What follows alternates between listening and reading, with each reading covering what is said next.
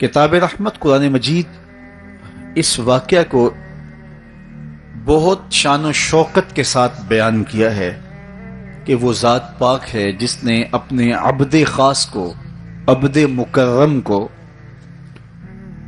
رات کے مختصر حصے میں مسجد حرام سے مسجد خاص تک، مسجد اقصی تک سیر کرائی تاکہ وہ اپنے عبد خاص کو، اپنے بندہ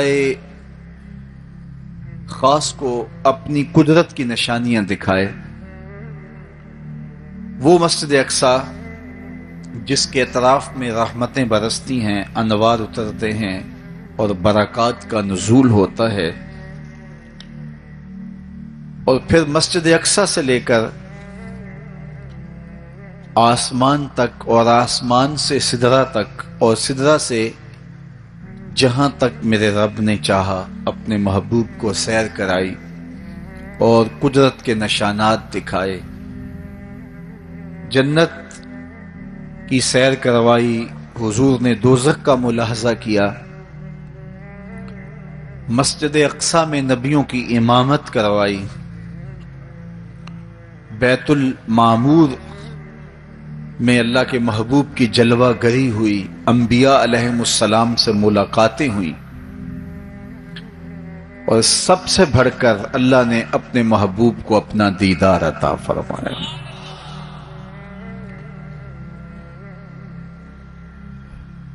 اب اس سرعت کے ساتھ، جس تیزی کے ساتھ حضور علیہ السلام تشریف لے گئے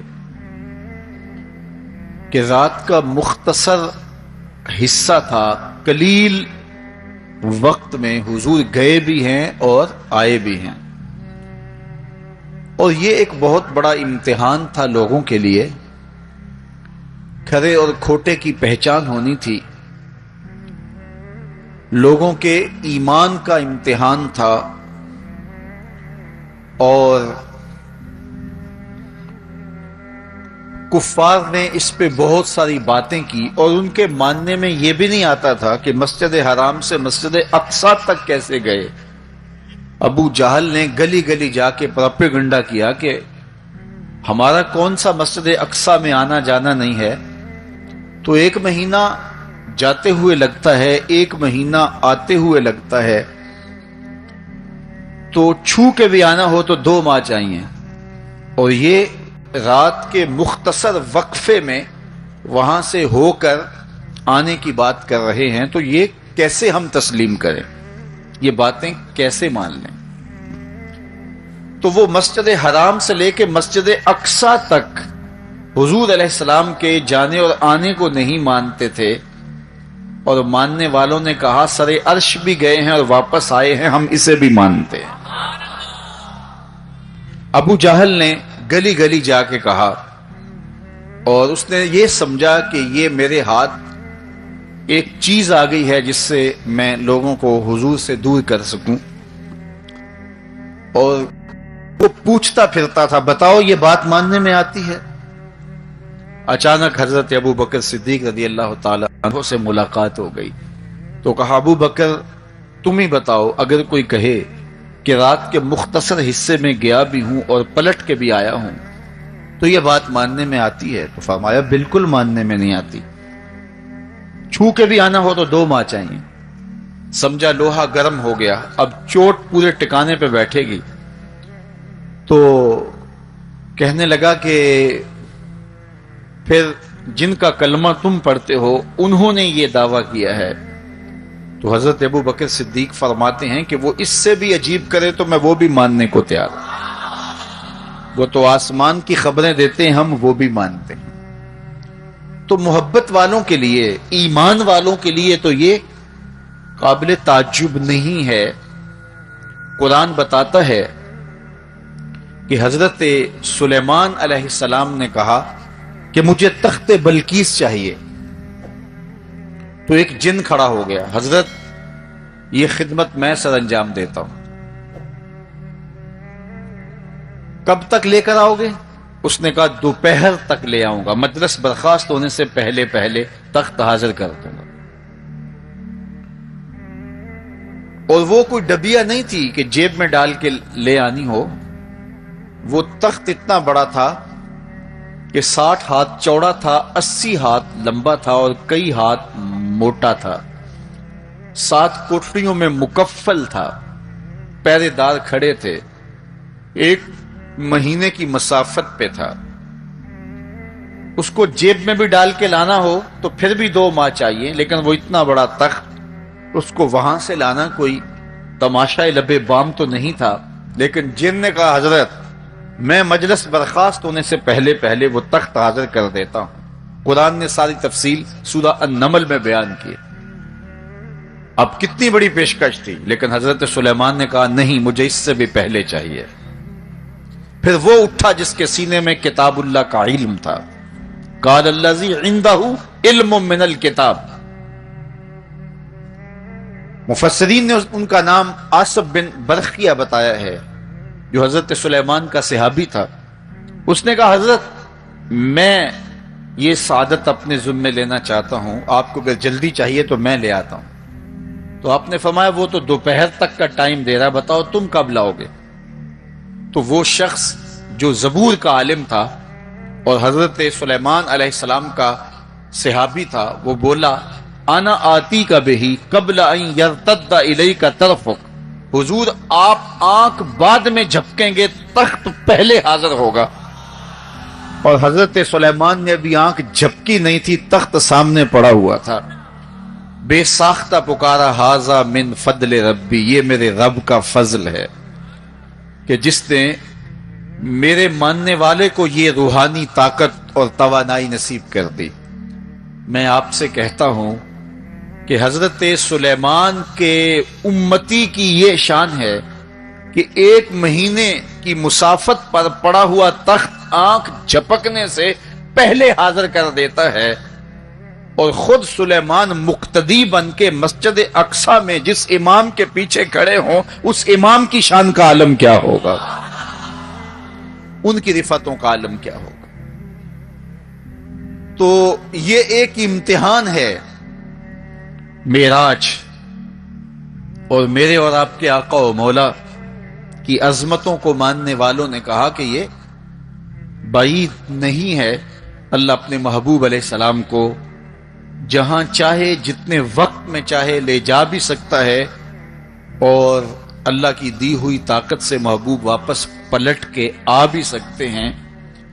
لوگوں نے یہ کہا کہ جسم اتنی سرعت کے ساتھ اگر محو سفر ہو تو تحلیل ہو جائے، تو میاں تخت سلیمان تحلیل نہیں ہوا، اور یہ حضرت سلیمان کے مقتدی کی تخت بلقیس جو ہے وہ تحلیل نہیں ہوا، اور یہ حضرت سلیمان کے مقتدی کی روحانی قوتوں کا کرشمہ ہے. تو جب ان کے مقتدی کی قوتوں کا یہ کرشمہ ہے تو ان کے امام کی طاقتوں کا عالم کیا ہوگا اور رفعتوں کا عالم کیا ہوگا. باقی یہ دعویٰ میرے رب کا ہے، سبحان الذی اسری بعبد، وہ ذات پاک ہے جس نے اپنے عبد خاص کو سیر کرائی. اور پھر دنیا ورطہ حیرت میں ہے کہ اتنے مختصر حصے میں، اتنے قلیل وقت میں کیسے گئے اور کیسے پلٹ کے آئے. اور میرے رب نے کہا کہ سن لو، یہ میرے محبوب کا سفر نہیں ہے، یہ میرے محبوب کی سیر ہے. سبحان الذی اسری، یہ میرے محبوب کا سفر نہیں ہے، یہ میرے محبوب کی سیر ہے. اور آپ جانتے ہیں سفر اور سیر میں فرق. سفر تیزی کے ساتھ کیا جاتا ہے. میں اب جو فاصلہ طے کر کے آیا ہوں، تو اگر میں سیر کی غرض سے یہاں آتا تو مجھے 2 گھنٹے لگتے، اور اگر میں گاڑی پہ بھی آتا تو پھر بھی مجھے کم از کم پونا گھنٹہ چاہیے تھا. لیکن میں 15-20 منٹ میں یہاں پہنچنے کی کوشش کی ہے، کیونکہ میری نگاہ میں ایک تھا کہ میں نے دیے گئے وقت کے مطابق یہاں پہنچنا ہے. وہ تو باہر بے تحاشا رش نہ ہوتا تو میں وقت سے 5 منٹ پہلے ہی پہنچ پاتا. تو میں دائیں بائیں سے بے نیاز ہو کے اپنی منزل پہ निगाहें गाड़े हुए सरपट दौड़ रहा था और यहां तक आ पहुंचा। लेकिन सैर जो होती है उसमें हर मंजर पे रुका जाता है, ठहरा जाता है, कोई नजारा हो तो उससे लुत्फ अंदोज हुआ जाता है। अब इतनी सुरात के साथ गए और वापस पलट के आए। मेरा रब कहता है ये मेरे महबूब का सफर नहीं था, ये मेरे महबूब की सैर थी। क्या समझोगे मेरे महबूब को? जिसकी सैर तुम्हारी समझ में नहीं आती, अगर वो सफर करे तो फिर कैसे समझोगे? ये तो अभी सैर है और तुम बरता हैरत में हो। कैसे गए, कैसे आए? अक्ल वाले कहते हैं कि जमीन, सतह जमीन से लेकर 44 मील तक हवा है, उसके बाद कुर्राए खला है, फिर कुर्राए जमहरीर है, फिर कुर्राए नार है, फिर आसमान में खिरको इल्तियाम मुमकिन नहीं, जिस्म का सऊद मुमकिन नहीं है, आसमान में दरवाजे नहीं हैं, आसमान टूट नहीं सकता, फट नहीं सकता, तो कैसे कोई आसमान से गुजर सकता है? तो कैसे चले गए? हम कहते हैं कि हजरत आदम मां हजरत हव्वा के कैसे आए? ये रुकावटें उनके रास्ते में भी तो थी। हजरत ईसा अलैहिस्सलाम के बारे में हमारा अकीदा है कि वो फांसी नहीं दिए गए, सूली नहीं चढ़ाए गए, बल्कि अल्लाह ने उनको आसमान पे उठा लिया। तो ये रुकावटें तो उनके रास्ते में भी आई होंगी, तो वो कैसे चले गए? जब हजरत ईसा जा सकते हैं, हजरत आदम आ सकते हैं, तो मेरा नबी जा भी सकता है, मेरा नबी आ भी सकता है। फर्क यह है, अभी तक जो गया है पलट के आया नहीं, जो आया है अभी तक पलट के गया नहीं। मेरे नबी गए भी हैं, मेरे नबी आए भी। सी राज मेराज मुहब्बतां दा नहीं सी किसे दी समझ विच आण वाला, सदिया तालिब ते गया मतलूब होते, जिब्राइल सी सद ले जाण वाला, बाजे आखदे बिन दरवाजियां तो किवें पहुंचिया अरश ते जाण वाला, अबर अकल नू इथे दखल किए, जाने जान वाला या ले जान वाला। ये मेरे रब का दावा है, अपने महबूब को सैर मैंने करवाई। तो कायनात में जिन रिफातों तक, जिन बुलंदियों तक मेरे हुजूर पहुंचे, अच्छा सैर करवाई क्यों? तो कहा कि मैं अपने अजायब कुदरत की निशानियां अपने अब्दे खास को, अब्दे मुनीब को, अब्दे मुख्तार को, अब्दे मुकर्रम को दिखाना चाहता हूं। और फिर अल्लाह जल्ला शानहू ने अपने महबूब को इतनी निशानियां दिखाई जिनका ताल्लुक देखने से भी था, जिनका ताल्लुक विजदान से भी था, महसूसात से भी था, सुनने से भी था। कभी हुजूर अलैहिस्सलातु वस्सलाम जन्नत की खुशबू सूंघते हैं, नज़ारों की वादी देखते हैं और जन्नत के महल्लात को हुजूर मुलाहजा फरमाते हैं। और कभी दोज़ख के अंदर अजाबों में मुब्तला लोगों को हुजूर अलैहिस्सलातु वस्सलाम देखते हैं। और फिर अपनी उम्मत को बयान भी फरमाया ताकि वो उन आमाले बद से बच जाएं जो जहन्नम में ले जाने का सबब और जरिया है। आज की शबे खास में मैं और आप अपनी जिंदगियों पे गौर करें और हुजूर अलैहिस्सलाम ने वो जो हमें खबरें दी हैं उनको देखें, और कोई ऐसी कोताही कहीं हमारे आमाल में तो नहीं है, अगर है तो उसको अपने से दूर करके एक नई जिंदगी का आज से आगाज करें। हुजूर अलैहिस्सलाम ने फरमाया कि मैंने कुछ लोगों को देखा कि पत्थरों से उनके सर कुचले जा रहे हैं, और पत्थरों से कुचलने की वजह से उन लोगों के सर कीमे की तरह हो जाते, कूट दिए जाते हैं पत्थरों से, लेकिन थोड़ी देर के बाद फिर सही हो जाते हैं, लेकिन फिर दोबारा उनके सर कुचले जाते। तो मैंने पूछा, जिब्रील ये कौन लोग हैं? तो कहा कि ये वो लोग हैं कि जिनके सर नमाज की वजह से बोझल रहते थे, नमाज जिनको बड़ी भारी लगती थी। कई लोगों को नमाज का कहें तो वो 100 बहाने करते हैं, और एक बहाना तो हर बेनमाजी करता है, मेरे कपड़े पाक नहीं है। मेरे वालिद गिरामी फरमाया करते थे, तेरे कपड़े कैसे पाक हो सकते हैं जब तू अल्लाह के हुजूर झुकना नहीं जानता। جب اس کے حضور جھکنا سیکھ جائے گا تیرا لباس بھی پاک ہو جائے گا، تیرا بدن بھی پاک ہو جائے گا، تیرا تن بھی پاک ہو جائے گا، تیرا من بھی پاک ہو جائے گا۔ تو 100 بہانے تو ان کے سر نماز کی وجہ سے بوجھل ہو جاتے، اذان کی آواز سنتے اور پھر دوبارہ سرہانے پہ سر ڈال دیتے اور اٹھنے کی ہمت نہ پڑتی، حی علی الصلاۃ حی علی الفلاح کی دل فریب صدائیں کانوں میں پڑتی۔ تو ان کے سر نماز کی وجہ سے بوجھل ہوتے تھے اور آج ان کے سر پتھروں سے کوٹے جا رہے ہیں۔ اس پورے اجتماع میں جو اس گراؤنڈ کے کناروں تک ہے اور باہر گلی میں بھی اس لاؤڈ سپیکر کے ذریعے سے بازار میں بھی سڑک پر بھی آوازیں پہنچ رہی ہوں گی، تو آپ سب اور میں غور کریں کہ ہماری زندگی میں کہیں نماز سے کوتاہی تو نہیں ہے، اور یہ بھی سن لیجئے کہ یہ معراج کا تحفہ خاص ہے جو حضور لے کر آئے ہیں۔ معراج کی شب جب حضور وہاں پہنچے، جب کسی کا تصور بھی نہیں پہنچ سکتا، تو اللہ نے اپنے محبوب علیہ السلام کو جو عطا کیا اس میں خواتین میں سورہ بقرہ تھی، سورہ بقرہ کی آخری آیات عطا کی گئیں، امت کے ساتھ بخشش کا وعدہ کیا گیا اگر وہ شرک نہیں کرتی، اور جو سب سے اہم شے وہ یہ کہ 50 نمازوں کا تحفہ دیا گیا۔ آقا کریم علیہ السلام 50 نمازوں کا ہدیہ اور تحفہ لے کر کے واپس پلٹے، چھٹے آسمان پہ حضرت موسیٰ علیہ السلام سے ملاقات ہوئی اور انہوں نے کہا کہ میں بنی اسرائیل کا تجربہ رکھتا ہوں اور امتوں کا گہرا تجربہ رکھنے کی وجہ سے میں آپ سے عرض کرتا ہوں کہ آپ اللہ کی بارگاہ میں جائیے اور نمازوں میں تخفیف کی درخواست پیش کیجیے، یہ 50 نمازیں نہیں پڑھ پائیں گے۔ تو حضرت موسیٰ علیہ السلام کے کہنے پہ حضور دوبارہ بارگاہ عزدی میں حاضر ہوئے اور عرض کی تو 5 نمازوں کی رخصت ہو گئی، 45 رہ گئی، تو واپس پلٹے تو حضرت موسیٰ علیہ السلام نے پھر کہا کہ یہ 45 بھی نہیں پڑھ سکیں گے، آپ اللہ کی بارگاہ میں دوبارہ تخفیف کی درخواست پیش کیجیے۔ تو حضور دوبارہ جاتے، پھر آئے، پھر انہوں نے کہا، 9 مرتبہ واپس بھیجا اور 50 سے 5 نمازیں رہ گئیں۔ جب 5 نمازیں لے کے حضور واپس آ رہے تھے تو حضرت موسیٰ پھر ملے اور انہوں نے ایک بار پھر کہا، ایک بار اور جائیے۔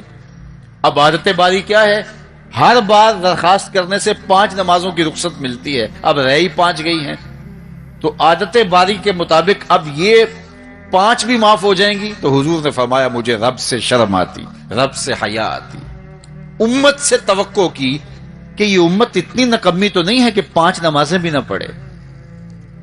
تو میرے اور آپ سے یہ ہمارے آقا و مولا کی توقع تھی کہ ہم 5 نمازیں ادا کریں، اور یہ 5 نمازیں ہمیں ثواب 50 کا عطا کریں گے۔ لا تبدیل لکلمات اللہ، اللہ کی باتیں تبدیل نہیں ہوتی۔ بظاہر یہاں 9 مرتبہ تبدیلی آئی ہے، لیکن اللہ نے ایک ضابطہ دیا، من جاء بالحسنۃ فلہ عشر امثالھا، جو ایک نیکی کرے 10 کا ثواب دیتا ہوں، پڑھو گے 5 ثواب 50 کا عطا کروں گا، چونکہ اللہ کی باتیں تبدیل نہیں ہوتی۔ تو یہ 5 نمازیں تحفہ معراج ہیں جو حضور لے کر کے آئے ہیں، اسی لیے الصلاۃ معراج المومنین کہا گیا کہ معراج اہل ایمان کے لیے، نماز اہل ایمان کے لیے معراج ہے۔ حضور کا معراج تو یہ کہ رخ مالک سے پردے اٹھے اور دیدار الہی کیا اور وہاں تک پہنچے جہاں کسی کا تصور بھی نہیں پہنچ سکتا۔ لیکن اس امت کے لیے معراج یہ ہے کہ جب وہ پیشانی سجدے میں رکھ کے سبحان ربی الاعلیٰ کہتی ہے، اتنی رحمتیں برستی ہیں کہ اگر لوگوں کو پتا چل جائے کہ ہم جب سجدے میں ہوتے ہیں تو کتنی رحمتیں برستی ہیں تو وہ سجدے سے سر ہی نہ اٹھائیں، اتنی رحمتوں کا نزول ہوتا ہے۔ اس لیے اس امت کا معراج یہ ہے کہ یہ 5 گانا نماز شعار زندگی بنا لے، کبھی بھی نماز قضا نہ ہونے دے، اپنی زندگی میں نمازوں کو اس طرح شامل کرے کہ نماز کا وقت آئے تو بے چینی ہو کہ نماز کی ادائیگی ہو، اور ایک نماز کے بعد دوسری نماز کا انتظار کرنے لگ جائیں۔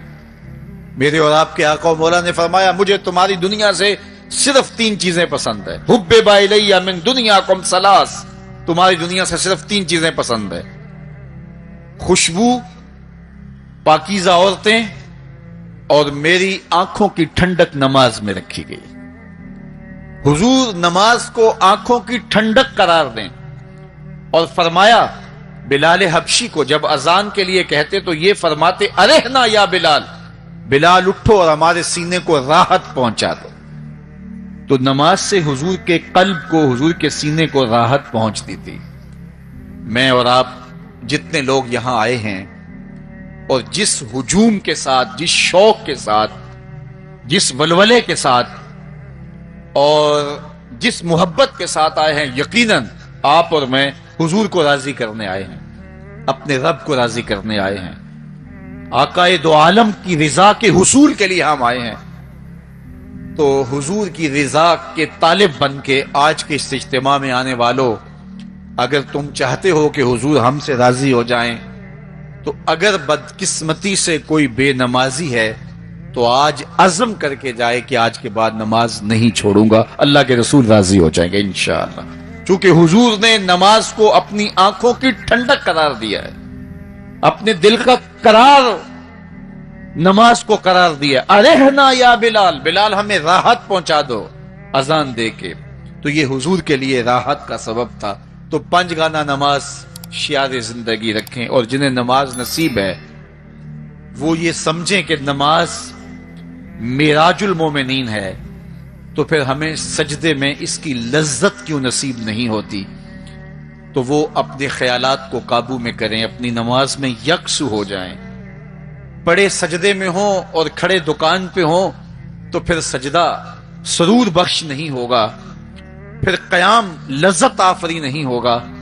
تو اپنی نماز کو اس قدر یکسو کر لو کہ جب تم سجدے میں ہو، قیام میں ہو، رکوع میں ہو، تو سجدے، قیام اور رکوع کی لذت تمہیں حاصل ہو رہی ہو، تو پھر معراج کی لذتیں تمہیں نماز میں نصیب ہوں گی اور قرار نصیب ہوگا۔ تو کہا میں نے کچھ لوگوں کو دیکھا کہ ان کے سر کوٹے جا رہے ہیں، اور میں نے پوچھا یہ کون لوگ ہیں؟ تو کہا یہ وہ لوگ ہیں کہ جو نماز نہیں پڑھا کرتے تھے، جن کے سر نماز سے بوجھل رہتے تھے۔ پھر کچھ لوگوں کو دیکھا معراج کی شب، فرماتے ہیں کہ ان کے آگے اور پیچھے چیتھڑے بندھے ہوئے ہیں، اور وہ کانٹے دار جھاڑیاں تھوہر کھا رہے ہیں، کڑوی جھاڑیاں کھا رہے ہیں، اور گرم پتھر چاٹ رہے ہیں اور کھا رہے ہیں۔ تو میں نے پوچھا کہ یہ کون بد نصیب لوگ ہیں؟ تو کہا یہ وہ لوگ ہیں جو اپنے مال کا صدقہ نہیں دیا کرتے تھے، مال کی زکوٰۃ نہ ادا کرنے والے سخت عذاب میں مبتلا ہوں گے اور اللہ کے قہر و غضب کا شکار ہوں گے۔ اور پھر فرمایا میں نے ایسے لوگوں کو بھی دیکھا کہ جن کے سامنے انواع و اقسام کے کھانے پڑے ہوئے ہیں، ہنڈیا کے اندر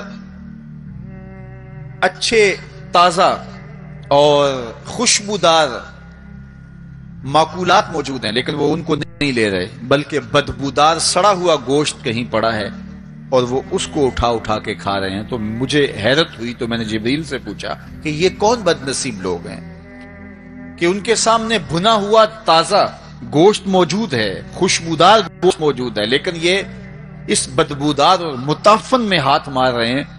تو کہا یہ آپ کی امت کے وہ بد نصیب لوگ ہیں کہ جن کو پاک طاہر اور پاکیزہ بیویاں میسر تھیں، لیکن اس کے باوجود وہ ناپاک عورتوں کے بستروں پہ راتیں بسر کرتے تھے۔ دور موجود کے اندر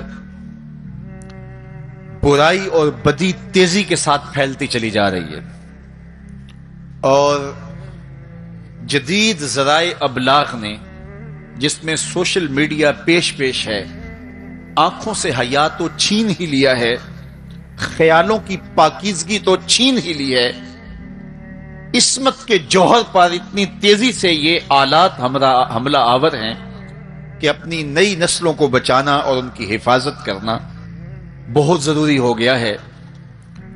میری اور آپ کی ذمہ داری ہے کہ ہم اپنی اولادوں پر گہری نظر رکھیں اور ان کی حفاظت کریں، چونکہ اگر عصمت کا جوہر محفوظ نہ رہا تو پھر پلے کچھ بھی نہیں رہا، اگر آبرو سلامت نہیں رہی تو پھر پلے کچھ بھی نہیں رہا۔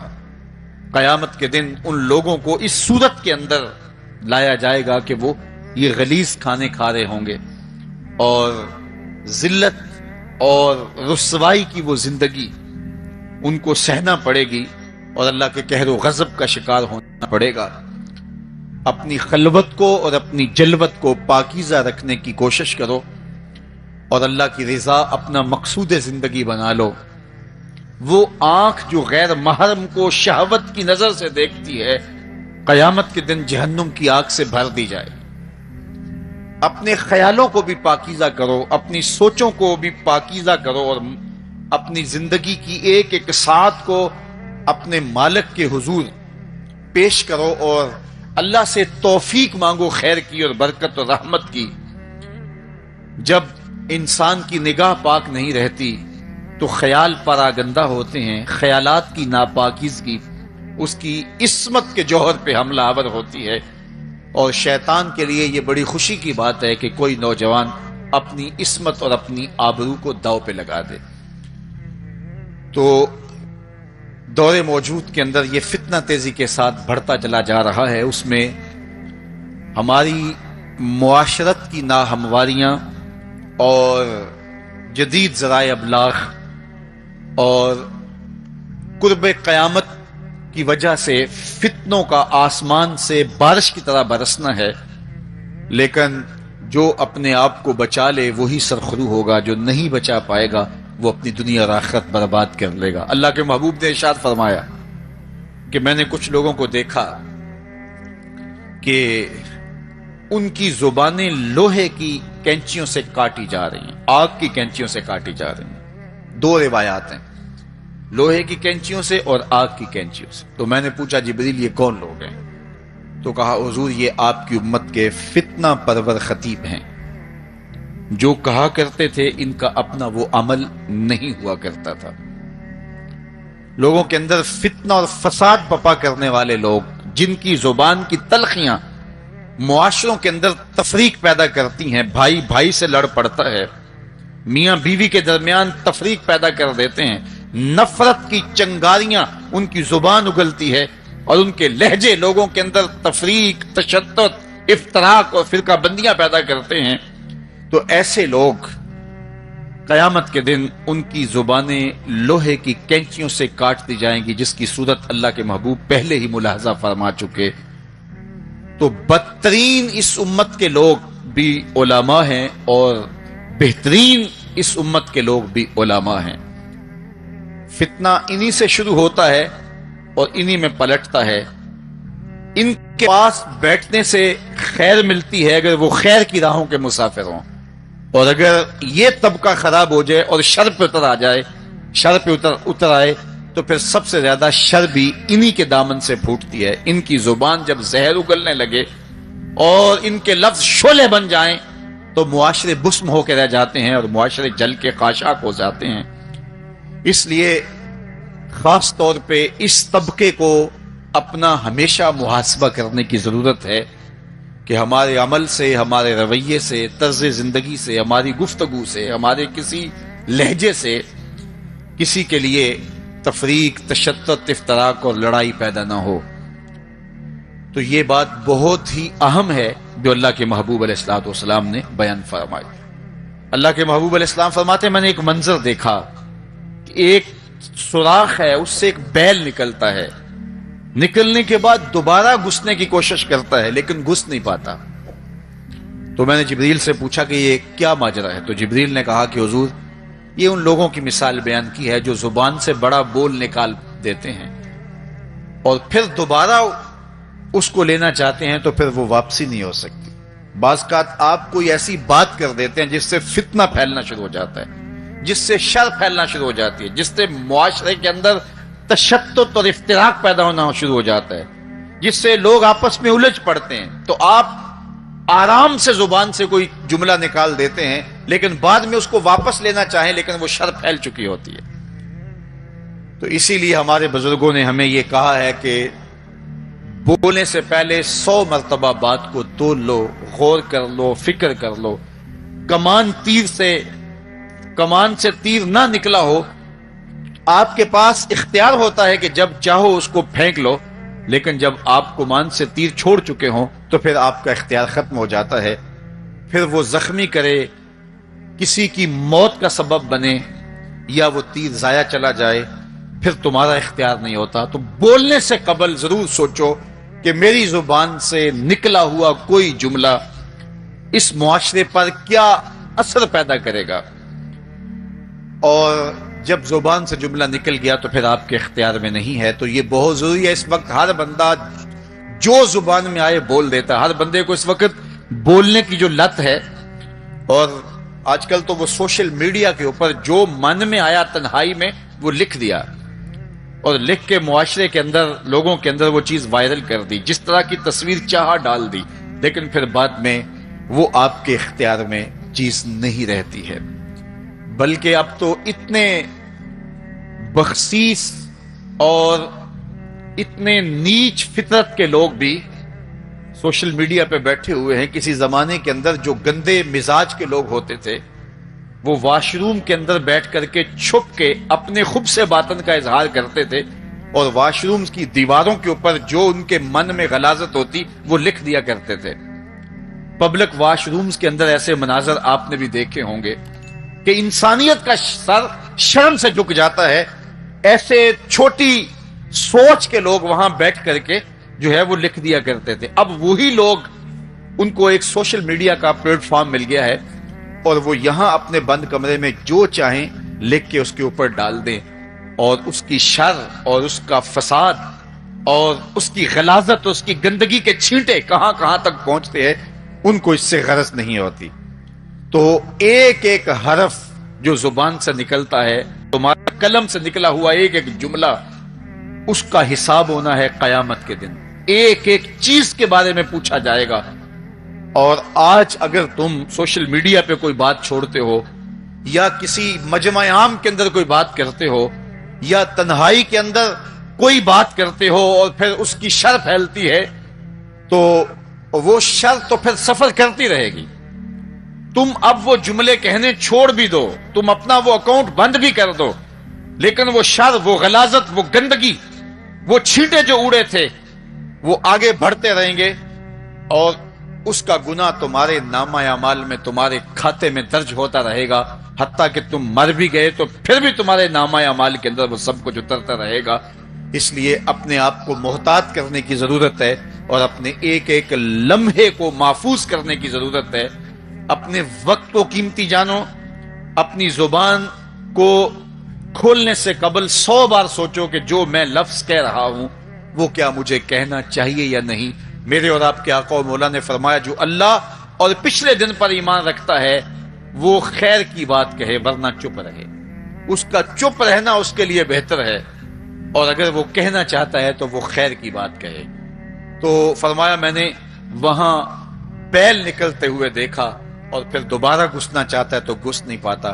تو کہا جبریل نے کہ یہ وہ بول ہے جو زبان سے نکالا جا چکا ہے، اب دوبارہ زبان میں اس کو داخل نہیں کیا جا سکتا. اور مختلف صورتیں حضور نے دیکھی. لوگوں کو عذابوں کے اندر مبتلا دیکھا، لوگوں کو تکلیفوں کے اندر مبتلا دیکھا، کسی کو خون کی نہر کے اندر غوطے کھاتے دیکھا، کسی کے پیٹ کے اندر سانپ دیکھے. اور جبریل سے پوچھا تو جبریل نے عرض کی یا رسول اللہ یہ سود خور ہے، یا رسول اللہ یہ حرام کھانے والا ہے، یہ فلاں جرم کا مرتکب شخص ہے. تو وہ صورتیں حضور علیہ السلام کو دکھائی گئی، اور وہ مناظر حضور کو دکھائے گئے. اور دوسری جانب جنت میں حضور نے ان خوش نصیب لوگوں کو بھی دیکھا کہ جن کی نیکیوں کی وجہ سے وہ اللہ کی رحمتوں کے حصار میں ہیں. ایک شخص کو دیکھا جو نور عرش میں ڈوبا ہوا ہے، اور وہ نور ہی نور میں ہے. اللہ اکبر. تو جبریل سے حضور نے پوچھا یہ کون شخص ہے؟ تو جبریل امین نے اس کی 3 خوبیاں بیان کی. ان میں سے ایک خوبی یہ تھی کہ وہ اپنے والدین کا فرما بردار. حضور علیہ الصلوۃ والسلام نے معراج کی شب بہت نظارے دیکھے، جنت دوزخ کو مشاہدہ کیا. حضور نے انبیاء علیہ السلام سے ملاقاتیں کی. پہلے آسمان پہ حضور علیہ الصلوۃ والسلام نے حضرت آدم علیہ السلام کو دیکھا. دوسرے آسمان پہ دیگر، حتیٰ کہ 7ویں آسمان تک مختلف نبیوں کو دیکھا. اور پھر اس کے بعد حضور علیہ الصلوۃ والسلام 7 آسمانوں سے گزرتے ہوئے جب سدرۃ المنتہا پہ پہنچے تو جبریل امین نے کہا کہ حضور اب اس سے آگے میں نہیں جا سکتا۔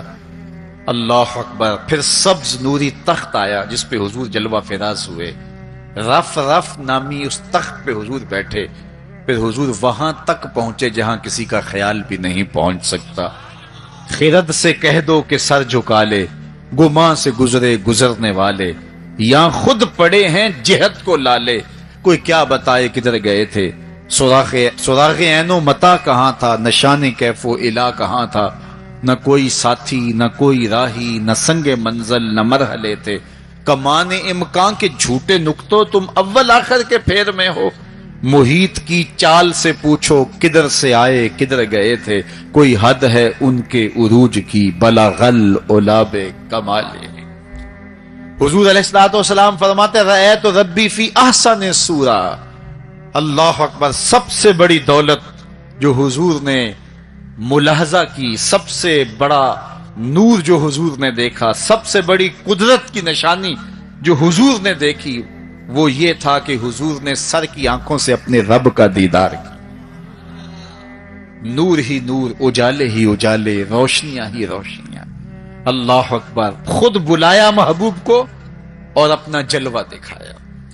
ایک کوہ طور پہ خود چل کے جاتے ہیں، رب آرنی انظر الیک، مالک میں تجھے دیکھنا چاہتا ہوں۔ تو جواب کیا ملتا ہے؟ لن ترانی، اے موسیٰ تم مجھے نہیں دیکھ سکتے۔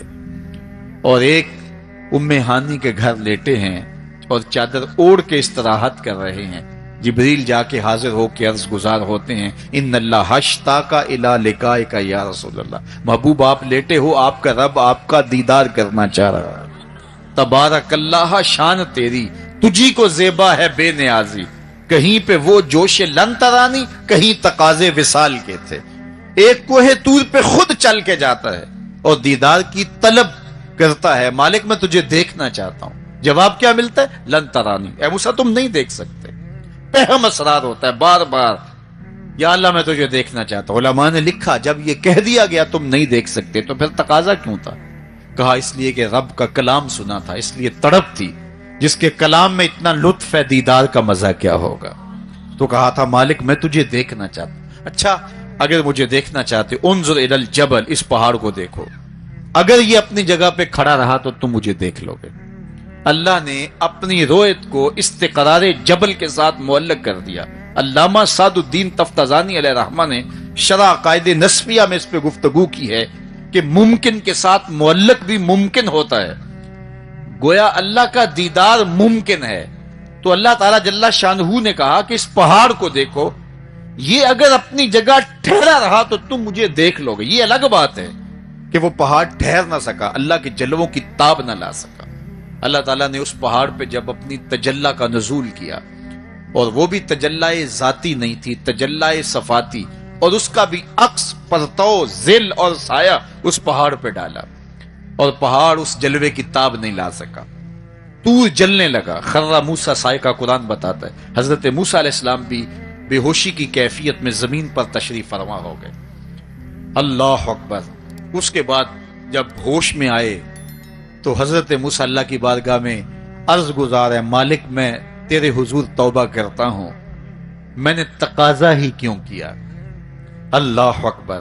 جلووں کی تاب نہیں لا سکے، اور وہ تجلی ذاتی بھی نہیں تھی، تجلی صفاتی تھی، اور وہ بھی تجلی صفاتی کا عکس تھا، سایہ تھا، اور وہ بھی پہاڑ پہ پڑا، پہاڑ سے منعکس ہو کے حضرت موسیٰ علیہ السلام پہ آیا، لیکن تاب نہیں لا سکے۔ لیکن اللہ کے دیدار کا سرما تو آنکھوں میں لگ گیا تھا، ایک جھلک تو پڑی تھی۔ امام حلبی نے لکھا ہے کہ اس کے بعد حضرت موسیٰ کی نگاہوں کا عالم یہ تھا کہ کالی رات کے اندھیرے میں کالے پتھر پر کالے رنگ کی چیونٹی کو 9 فراسخ دور سے، ایک فرسخ 3 میل کا ہوتا ہے، 27 میل دور سے، تقریباً 50 کلومیٹر دور سے کالے رنگ کی چیونٹی کو کالے پتھر پر کالی رات کے اندھیرے میں چلتا ہوا دیکھ بھی لیتے تھے، اس کے قدموں کی آہٹ کو سن بھی لیتے تھے۔ یہ اللہ کا کلام سننے کی وجہ سے کانوں میں یہ سماعت آ گئی، اور اللہ کا دیدار کرنے کی وجہ سے آنکھوں میں یہ توانائی آ گئی کہ 50 کلومیٹر دور کالی رات کے اندھیرے میں، شب دیجور کی ظلمتوں میں کالے رنگ کی چیونٹی کو چلتا ہوا دیکھتے بھی، اس کے قدموں کی سرسراہٹ کو سنتے بھی، یہ اس کی نظر کا کمال ہے جس نے تجلی صفاتی کا پرتو پہاڑ پہ پڑتے ہوئے دیکھا اور تاب نہ لا سکا، اور جو ذاتی تجلیوں میں گم رہا اور آنکھ بھی نہیں جھپکتا، اس محمد عربی کی نگاہوں کا عالم کیا ہوگا، ان کی نظروں کا عالم کیا ہوگا۔ اسی لیے فرمایا انی ارا ما لا ترون واسمع ما لا تسمعون، جو میں دیکھتا ہوں وہ تم نہیں دیکھتے، جو میں سنتا ہوں وہ تم نہیں سنتے۔ تو تجلی صفاتی کا پرتو پڑا ہو تو نظر اتنی تیز ہو جائے، اور تجلی ذاتی کا عکس جس نے دیکھا، تجلی ذاتی کے جلووں میں جو گم رہا ہو، تو اس کی نگاہوں کا عالم کیا ہے۔ اللہ اکبر۔ یہاں تو خضر موسیٰ سائقہ ہے، وہاں کیا ہے؟ ما زاغ البصر وما طغى، آنکھ نہ ہی تو چندھیائی اور نہ حد ادب سے متجاوز ہوئی۔ کیسی آنکھ ہے؟ جب جلوائے محبوب دیکھا تو آنکھ چندھیائی بھی نہیں۔ آپ سورج کو دیکھیں اور وہ دوپہر پر ہو اور جو ہے وہ پورے جلال پر ہو تو آپ کی آنکھیں چندھیا جاتی ہیں، آپ دیکھ نہیں پاتے، آنکھوں میں پانی اتر آتا ہے۔ اب یہ آنکھیں کیسی تھیں کہ جب جلوائے جمال خدا دیکھا تو خدا کہہ رہا ہے، رب کہہ رہا ہے ما زاغ البصر، کیسی آنکھیں ہیں کہ جو چندھیائی نہیں ہیں، وما طغى، اور حد ادب سے متجاوز بھی نہیں ہوئی ہیں۔ دنیا پر ایسا ہوتا ہے، کسی منظر کو کوئی نظر دیکھے تو نظر منظر کی تعریف کرتی ہے نا، کوئی نظارہ دیکھے تو ناظر تعریف کرتا ہے نا، واہ واہ کیسا نظارہ تھا، کیسا منظر تھا۔ دنیا کے اوپر یہی ہوتا آیا ہے، لوگ جاتے ہیں گلزاروں کو، پہاڑوں کو، کوساروں کو، وادیوں کو دیکھنے کے لیے، تو واپس پلٹتے ہیں تو کہتے ہیں کیا منظر تھا یار، پہاڑوں پہ جمی ہوئی برف، پھوٹتے جھرنے، بہتی ندیاں، کیا منظر تھا، کیا خوبصورت درخت تھے، اور درختوں کے اوپر کیا قدرت کے جمال کے رنگ تھے۔ اقبال بھی ایک منظر دیکھ کر آئے تو واپس کسی نے پوچھا کیا دیکھا وہاں، تو انہوں نے کہا من خدا را آنجا دیدم بے حجاب، میں نے اس کے جلوے وہاں بے نقاب دیکھے۔ تو جب کوئی ناظر کسی منظر کو دیکھتا ہے تو ناظر منظر کی تعریف کرتا ہے کہ واہ واہ کیسا منظر تھا، آنکھوں سے ہٹتا ہی نہیں ہے۔ یہ پہلی مرتبہ دنیا میں ایسا ہوا کہ ناظر نے منظر کو دیکھا تو منظر کہنے لگا واہ کیسی آنکھ ہے جو نہ چندھیاتی ہے نہ حد ادب سے گزرتی۔ یہ پہلی بار ایسا ہوا، ما زاغ البصر وما طغى۔ تو محبوب کریم نے، اللہ اکبر، اگر یہ کہا جائے کہ حضور کی روح نے معراج کیا تھا، یہ خواب دیکھی تھی، تو یہ آیت اس کی دلیل ہے کہ جب خواب دیکھی جاتی ہے تو یہ آنکھیں بند ہوتی ہیں۔ خواب خیال سے دیکھی جاتی ہے، وہ ایک خیال ہے جو پرواز کرتا ہے، اس کا تعلق دماغ سے ہوتا ہے، اور اگر روح کا دیکھنا ہو تو وہ روح بھی آنکھوں سے نہیں دیکھتی، ان آنکھوں سے، اس کی روح کی اپنی آنکھیں ہیں۔ تو جب آنکھوں کا ذکر کیا کہ آنکھ چندھیائی نہیں اور حد ادب گزری نہیں، تو محبوب پتا چلا کہ جو جلوہ دیکھا تھا وہ خواب میں نہیں دیکھا تھا، وہ اس آنکھ نے دیکھا تھا۔ جو جلوہ دیکھا تھا وہ آنکھ نے دیکھا تھا، اسی لیے تو بات آنکھ پہ ہو رہی ہے، ما زاغ البصر وما طغى، آنکھ چندھیائی نہیں، حد ادب سے گزری نہیں، تو معلوم ہوا کہ جو دیکھا تھا وہ آنکھ نے دیکھا ہے، اسی لیے تو آنکھ کی بات ہو رہی ہے۔ اور پھر ایک اور بات سنو، آگے نے دل سے پوچھا کہ یہ وہی ہے، کیونکہ دل میں تو وہ پہلے ہی رہتا تھا، دل میں تو بسیرے پہلے ہی تھے، دل میں تو پہلے ہی تھے۔ دیکھو کسی نے کسی کو نہ دیکھا ہو اور وہ کسی کے ساتھ اس کو دیکھنے جائے، تو جس کے ساتھ وہ دیکھنے گیا اس نے دیکھا ہو تو اس کو لگے کہ یہ وہی ہے، تو وہ اس سے پوچھتا ہے جناب یہ وہی ہے، تو اس نے دیکھا ہو تو وہ تصدیق کر لیتا، اور اگر اس نے بھی نہ دیکھا ہو تو پھر اس سے کوئی پوچھتا بھی نہیں، چونکہ ہم بھئی ایک جیسے ہیں، تم نے بھی نہیں دیکھا میں نے بھی نہیں دیکھا۔ تو جب کسی نے پہلے دیکھا ہوا ہو تو پھر دوسرا اس کو پوچھتا ہے ہاں وہی ہے، اور وہ کہتا ہے ہاں ہاں وہی ہے، اور وہ یہ تب کہہ سکتا ہے کہ اس نے پہلے دیکھا ہو۔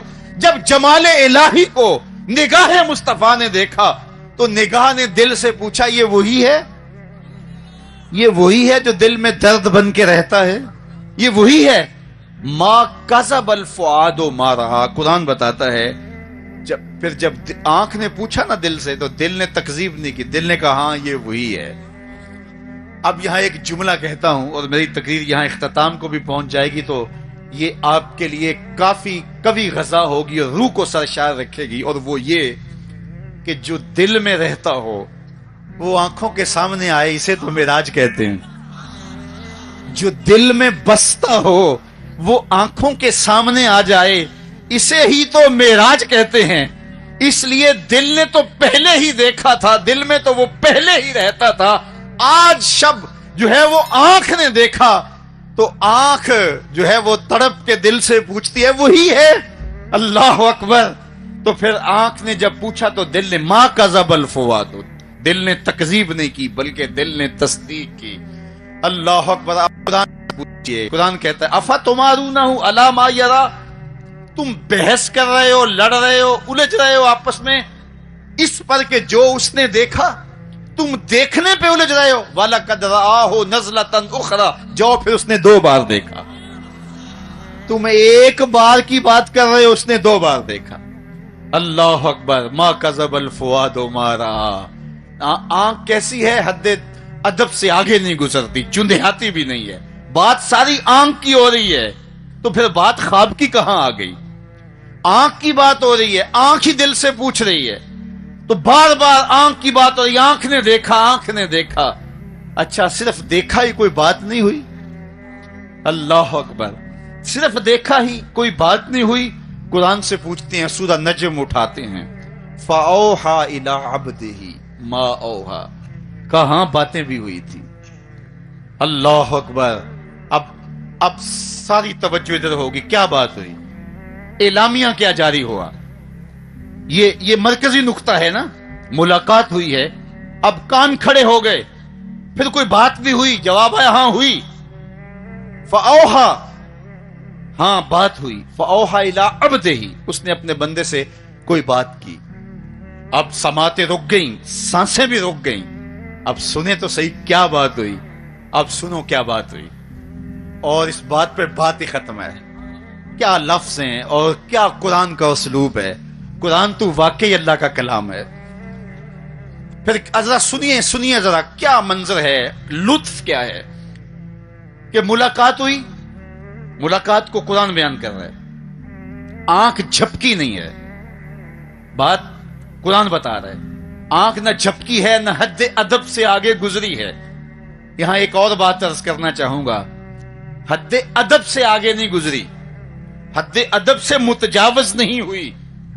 تو یہ جملہ بتاتا ہے یہ جبریل سے ملاقات کی بات نہیں بتائی جا رہی، یہ رب سے ملاقات کی بات بتائی جا رہی ہے۔ یہ حد ادب کی جو بات ہے، اس بات کو سمجھیں۔ پھر کہا، آنکھ نے پوچھا دل سے، دل نے کہا یہ وہی ہے۔ اللہ اکبر۔ آگے بڑھے، اب بات بھی کوئی ہوئی، کہا فَأَوْحَىٰ إِلَىٰ عَبْدِهِ، اس نے اپنے بندے سے کوئی بات کی تھی، کوئی وہی کہتے ہیں اشارہ سریہ خفیہ، سرگوشی جسے کہتے ہیں، کسی کے کان میں کوئی بات کرنا۔ تو کہا پھر اس نے اپنے بندے سے کوئی بات بھی کی، کان کھڑے ہو گئے، سماعتیں رک گئیں، سانسیں رک گئیں۔ کیا بات ہوئی؟ جواب آیا ما اوہا، تمہیں کیا لگے جو بھی ہوئی، کرنے والے نے کی، سننے والے نے سنی۔ فَأَوْحَىٰ إِلَىٰ عَبْدِهِ، اس نے اپنے عبد خاص سے پھر کوئی بات کی، کان رکے، جواب آیا ما اوہا، جو بھی ہوئی، جو بھی ہوئی، کرنے والا جانے یا سننے والا جانے۔ سی راز میراج محبتاں دا، نہیں کسے دی سمجھ وچ آن والا، سدیا طالب تے گیا مطلوب ہوتے، جبرائیل سی صد لے جان والا، بازے آخ دے بن دروازیاں تو کمیں پہنچیا عرش تے جان والا، ابر عقل نو ایتھے دخل کیے، جانے جان والا یا لے جان والا۔ تو کہا جو بھی بات ہوئی وہ ہوئی ضرور، اللہ اکبر، لیکن اتنا سمجھ لو جو بھی بات ہوئی اس میں گناہگاروں کی بخشش کا پیکج ضرور تھا، اس میں گناہگاروں کی بخشش کی کہانی ضرور ہے۔ یہ بات اچھی طرح سمجھ لو، اس لیے تم خوشیاں منا رہے ہو، اسی لیے تمہارے چہرے کھلے ہیں معراج کی شب، کہ آج کی شب رب سے محبوب نے جو بات کی ہے اس میں گناہگاروں کی نجات کی ضمانت اپنے رب سے لی ہے۔ اللہ اکبر۔ تو وہ شان عطا کی، وہ رفعت نصیب ہوئی، وہ بلندیاں نصیب ہوئی جو کسی اور کا مقسوم نہیں ہے. ایک شب کا محفل معراج کیا، ساری زندگی ان کے نام پر درود پڑھتے رہیں، ان کے دین کے لیے اپنے آپ کو وقف کر دیں اور ایک ایک سانس ان کے نام کر دیں. حق کے شکر پھر بھی ادا نہ ہو، اس لیے کہ ہماری بخشش کی ضمانت اسی دہلیز سے ہوئی، اسی چوکھٹ سے ہوئی. یہ سارے اجالے، یہ ساری روشنیاں کائنات کے اندر جو آپ کو دکھائی دیتی ہیں، یہ آمنہ کے لال کے قدموں کا صدقہ ہے، اور یہ ساری روشنیاں حضور کے طفیل ہیں. انشاءاللہ العزیز شب برات کو مرکز مصطفیٰ کے اندر اسی طرح جشن ہوگا، اور یہ رات خاص طور پہ توبہ کی رات ہے. انشاءاللہ 1 بجے شب ہم دعا کرنے کی کوشش کریں گے. جس شوق و وارفتگی کے ساتھ آپ تشریف لائے ہو، اسی شوق سے وہاں بھی آنا. مجھے اس بات کا پتہ ہے کہ اس وسیع اور عریض گراؤنڈ میں پچھلے سال بھی جگہ کم پڑ گئی تھی، لیکن اب ہم نے الحمدللہ مرکز مصطفیٰ کو مزید وسیع کیا ہے. 1 لاکھ آدمی وہاں سہولت سے بیٹھ سکتا ہے. تو انشاءاللہ العزیز یہ 14 اور 15 شعبان کے درمیانی شب آپ کا وہاں انتظار کریں گے. اب بارگاہ رسالت مآب میں سلام پیش کیا جائے گا، سلام کے بعد دعا ہوگی. دعا عبادت کا مغز ہے، اس میں سارے لوگ شریک ہو کے جائیں. وآخر دعوانا ان الحمدللہ رب